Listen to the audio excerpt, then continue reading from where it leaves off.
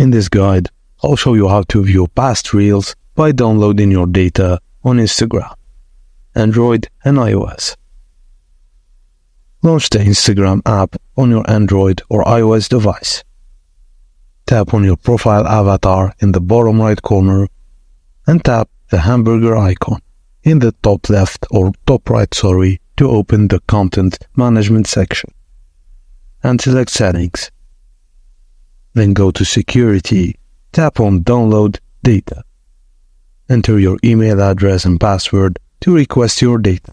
Instagram will send a link to your email to download your data. Tap on your profile avatar again and select Save. Tap the All Post thumbnail to view the list of saved posts.